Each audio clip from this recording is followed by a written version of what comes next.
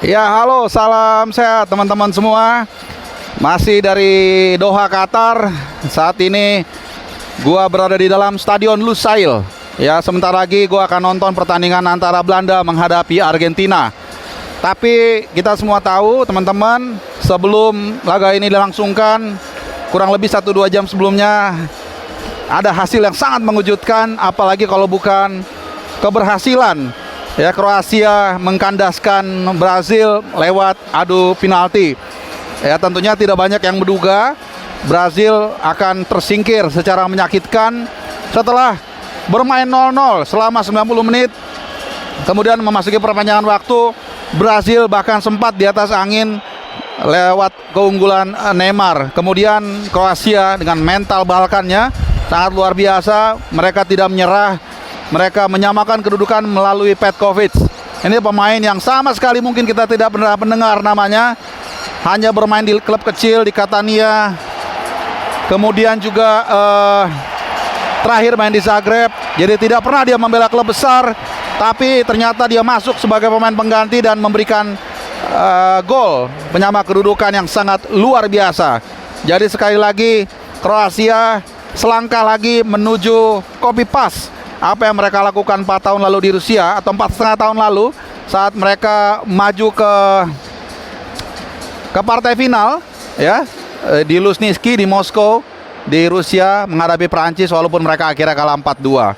Jadi sangat luar biasa penampilan dari Kroasia. Dan juga di partai di fase adu penalti ya, Livakovic kembali menjadi pahlawan luar biasa. Sepertinya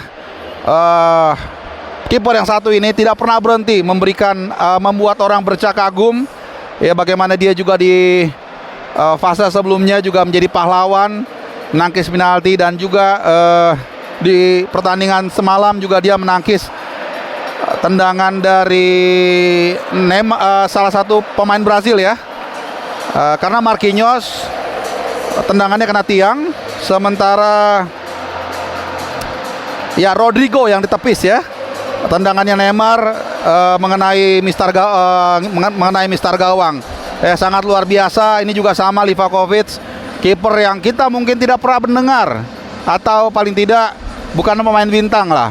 Bukan seperti Courtois atau Jan Oblak ya, atau mungkin seperti Alisson Becker. Tapi memang malam ini di Stadion Education Stadium, Livakovic menunjukkan he is better than Alisson Becker. Kroasia nanti akan menghadapi Belanda dan Argentina. Partai yang ini di belakang gua sesaat lagi akan berlangsung. Ya, mungkin sekitar ya 1 jam lagi, kurang lebih 1 jam lagi. Kita akan tunggu ya, karena tadinya orang memperkirakan Brazil yang akan lolos dan bertemu antara Argentina dan Belanda. Tapi ternyata sejarah baru saja tercipta. Dan untuk pertama kalinya juga teman-teman, Kroasia sejak mereka merdeka tahun 90 dari Yugoslavia, mereka berhasil mengalahkan Brazil. Ya, mereka berhasil mengalahkan Brazil untuk pertama kalinya. Sebelumnya mereka bertemu di Piala Dunia 2 kali. Ya, yang terakhir itu 2014, di babak grup. Saat itu Kroasia kalah 4-2 dan Neymar saat itu mencetak gol.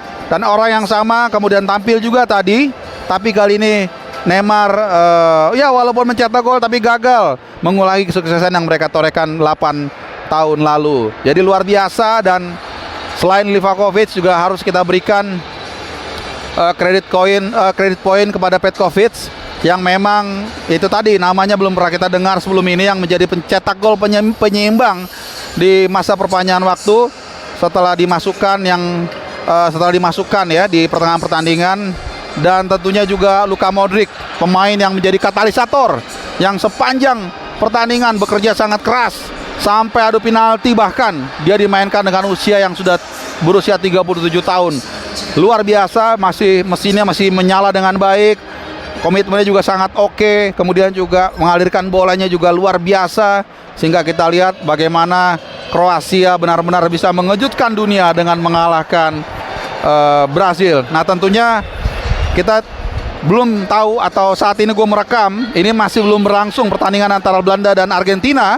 Ya, kalau kita lihat kejutan-kejutan selama Piala Dunia, ada Arab Saudi yang mengalahkan Argentina di partai pembuka, kemudian ada Maroko yang menyingkirkan Spanyol, bahkan juga tiga tim Asia yang bisa lolos ini juga cukup mengejutkan, dan juga Jerman yang pulang lebih cepat.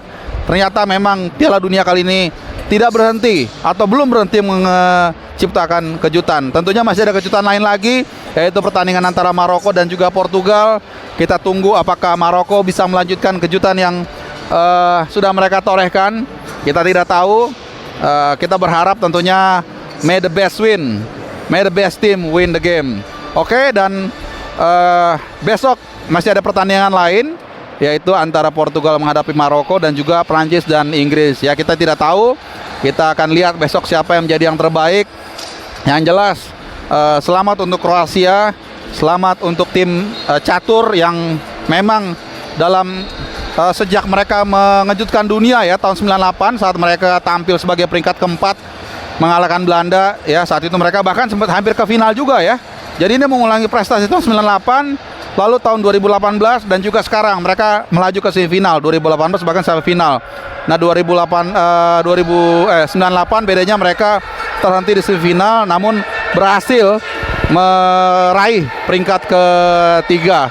Ya, kita akan tunggu saja apakah Kroasia mampu mencapai ke final ya dan kemudian menjadi juara. Siapa yang tahu ya, karena dalam sepak bola apapun bisa terjadi. Nah, sedikit gue mau menggambarkan, ini adalah Stadion Lusail ya, yang sangat luar biasa.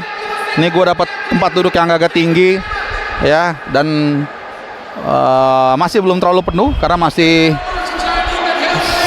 45 menit lagi baru kick off ya. Ini kita lihat.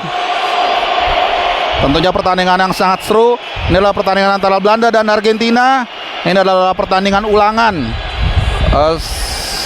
di tahun 98 ya. Waktu itu Belanda mengalahkan Argentina dengan skor 2-1 di perempat final dengan gol tandukan Kluivert dan juga dari Bergkamp. Oke, sekian dulu pertandingan laporan dari Lusail terkait dengan hasil Kroasia yang berhasil mengalahkan Brazil lewat adu penalti. Bung Harpa Haris Pardede dari Lusail, Doha, Qatar. Ciao, salam sehat, salam sehat.